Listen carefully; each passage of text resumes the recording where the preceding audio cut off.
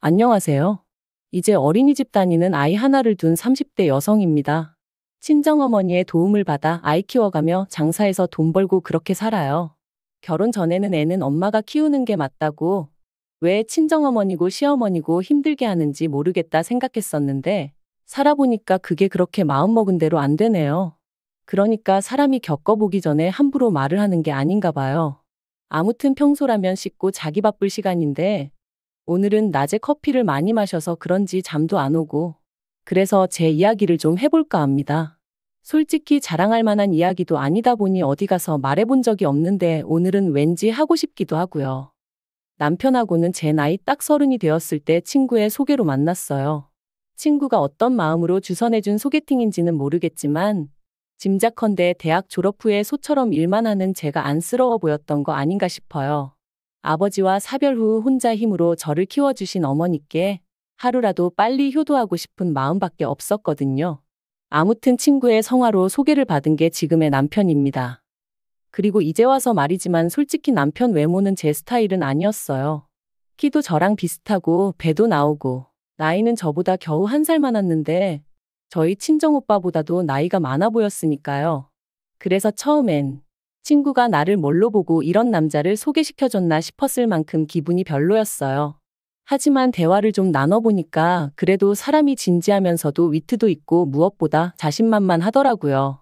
자기가 서울에 자기 아파트도 하나 있고 대기업은 아니지만 정년보장이 되는 거나 마찬가지인 직장도 다니고 있다면서, 그리고 저더러 속물이라는 사람들도 분명 있겠지만 그런 이야기를 듣고 있으니 사람이 좀 달리 보이는 거예요. 외모가 밥 먹여주나 뭐 그런 생각도 들고, 그래서 남편이 한 번 더 만나보자는데 그러자 했어요. 그리고 그런 만남이 몇 차례 더 이어지는 동안 남편은 늘 저를 데리러 오고 데려다 주었습니다.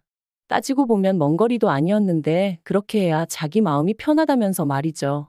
그래서 남편이 정식으로 사귀고 싶다고 했을 때도 왠지 미안한 마음도 들고 그래서 제대로 싫다 소리를 못했네요.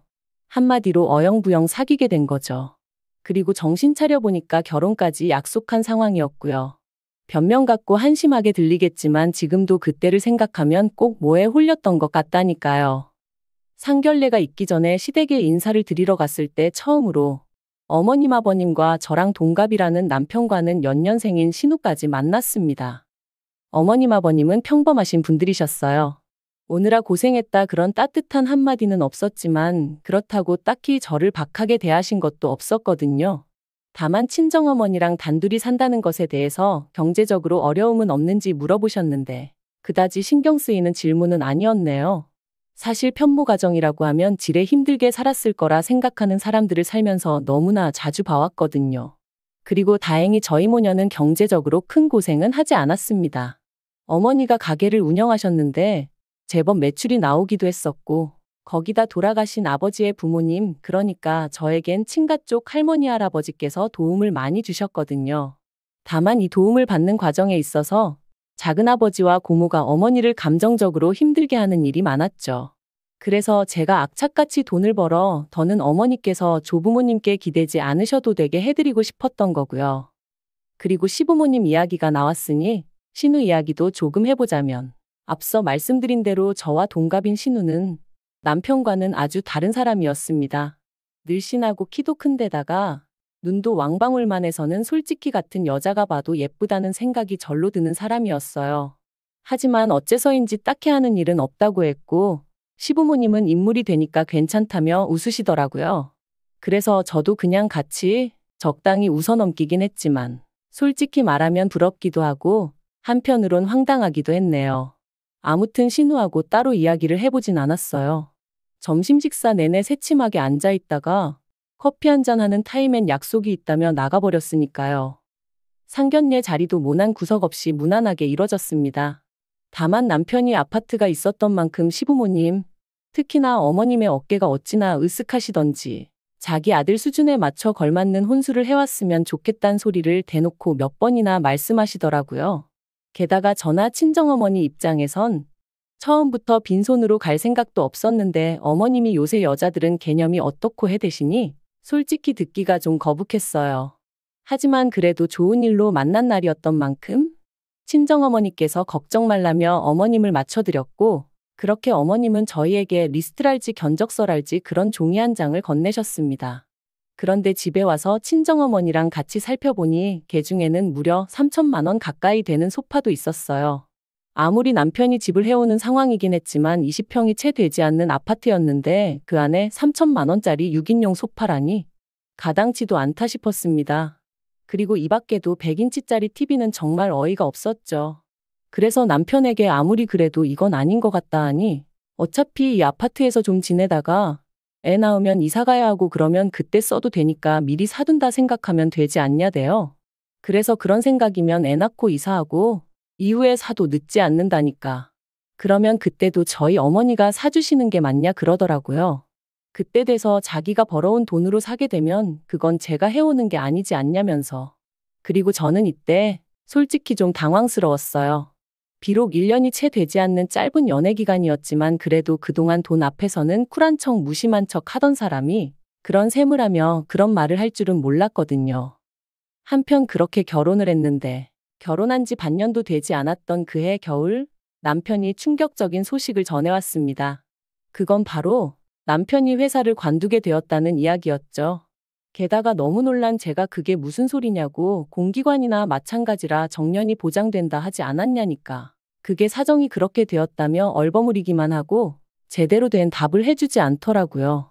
그리고 그제서야 저는 남편이 다닌다는 회사에 대해서 알아보기 시작했고 정말 꿈에도 생각하지 못한 사실을 알게 되었습니다. 남편은 매년 계약을 갱신해야 했던 상황으로 정년 보장 같은 건 애시당초 말도 안 되는 얘기였다는 걸요. 뿐만 아니라 어떻게 이런 터무니없는 거짓말을 한 거냐고 남편에게 따졌더니 남편이 한다는 말은 더 가관이었어요.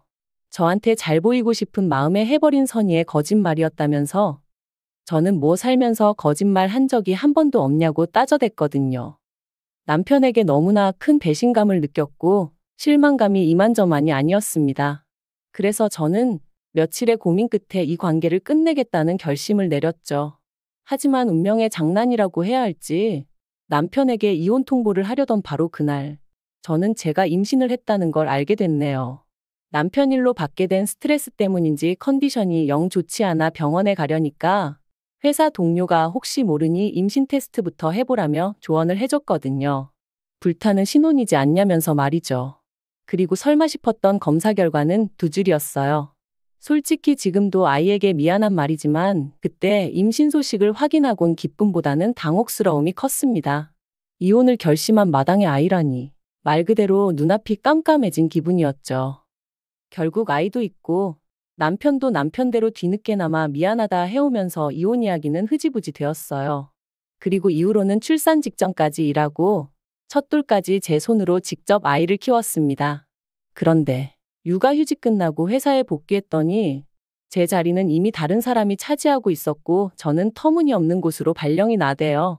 너무 황당해서 이게 어떻게 된 일이냐고 나한테 왜 이러냐며 대표를 찾아가 따져도 봤지만 소용이 없었고요.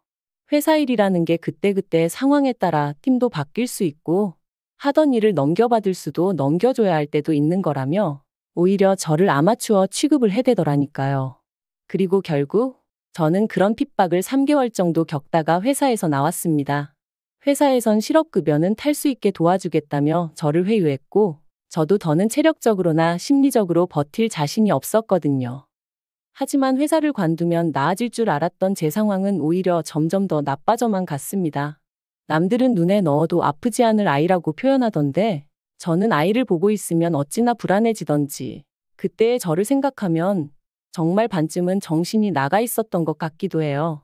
그리고 결국 그런 제 꼴을 보다 못한 친정어머니께서 그러지 말고 저더러 어머님한테 한번 부탁을 해보라셨습니다.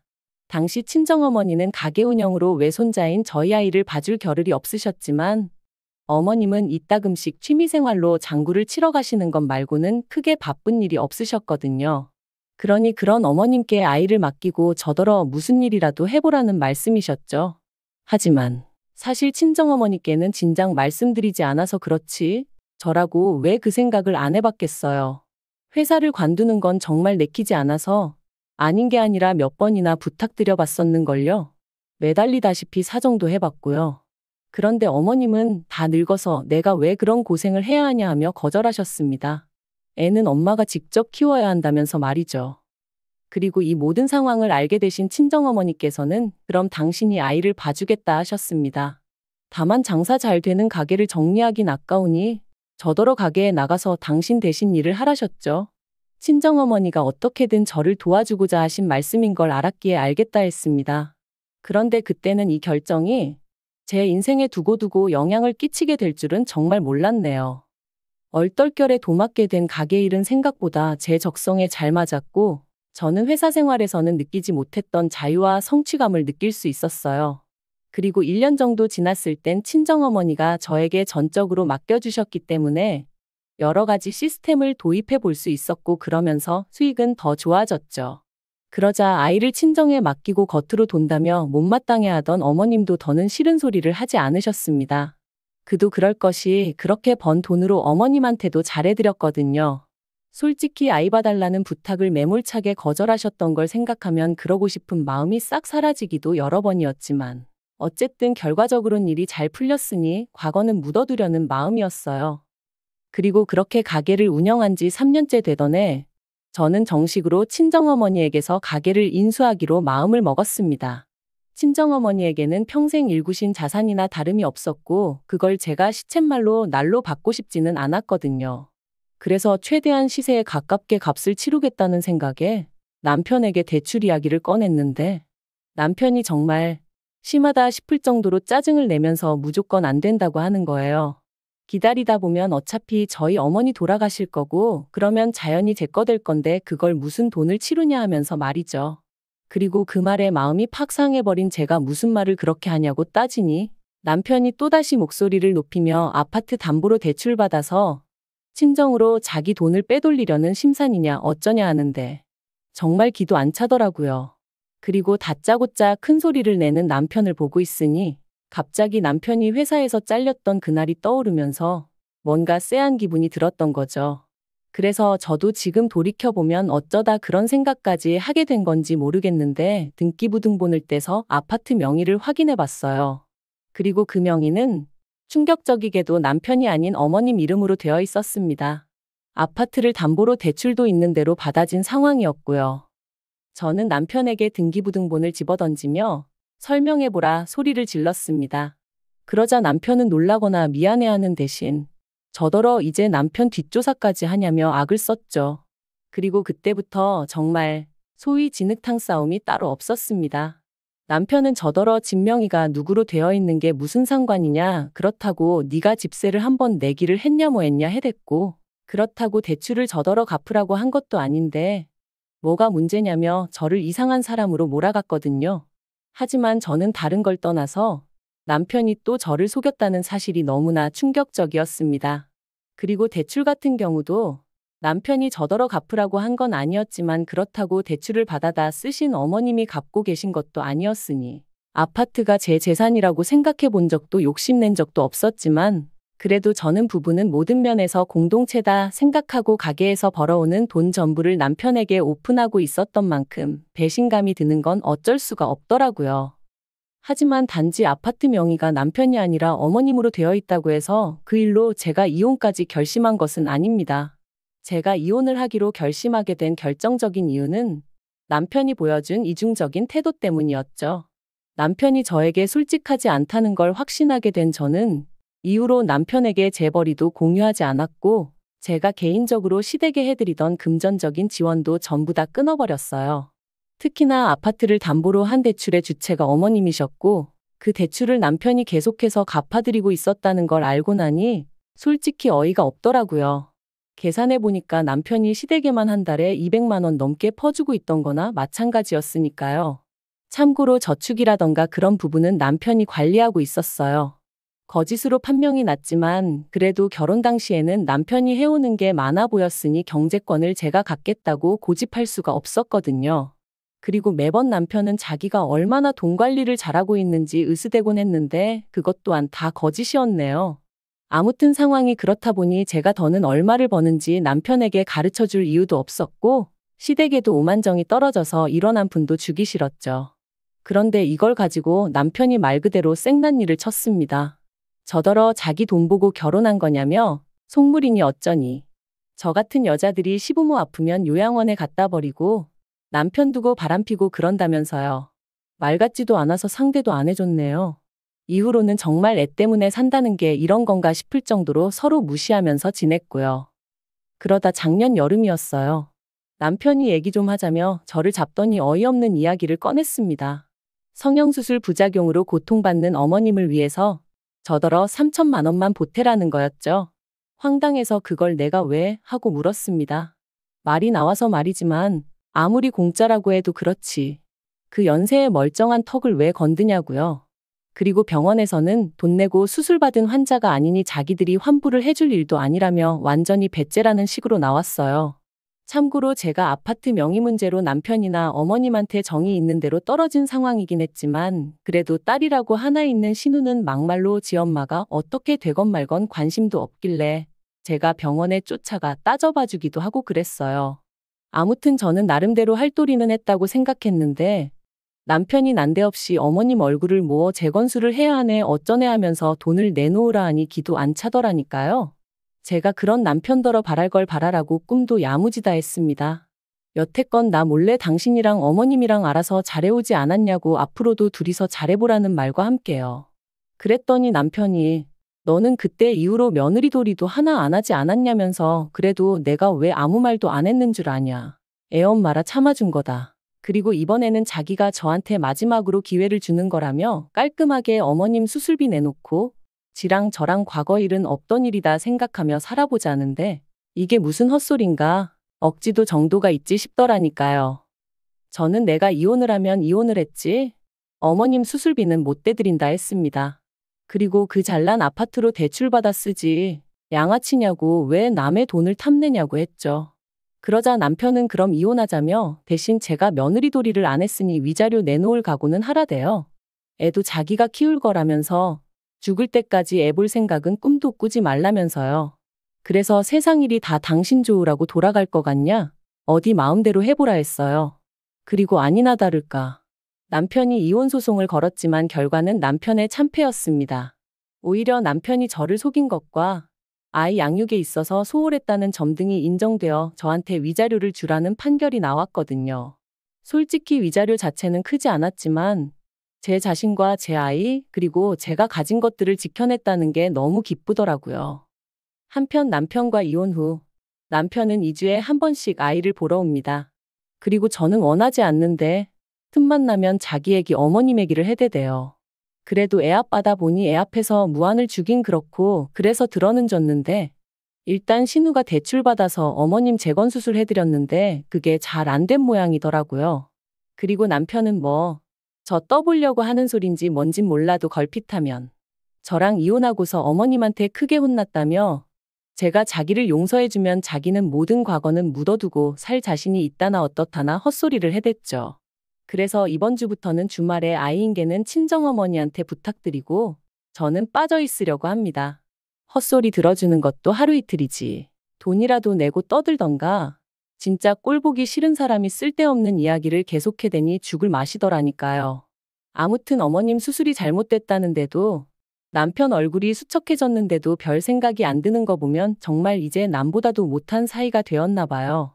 차라리 생판 모르는 남이 굶는다고 하면 그게 더 안쓰러울 지경이라니까요. 아무튼 지금은 친정어머니랑 같이 살면서 가게 일하고 애 키우고 이렇게 사는 게 좋네요. 한때는 애 아빠 없이 어떻게 애를 키우나? 어머니는 사별 나는 이혼. 말하기 좋아하는 사람들이 얼마나 뒤에서 떠들어댈까 그런 걱정도 들었는데 지금 생각해보면 참 쓸데없는 기우였어요.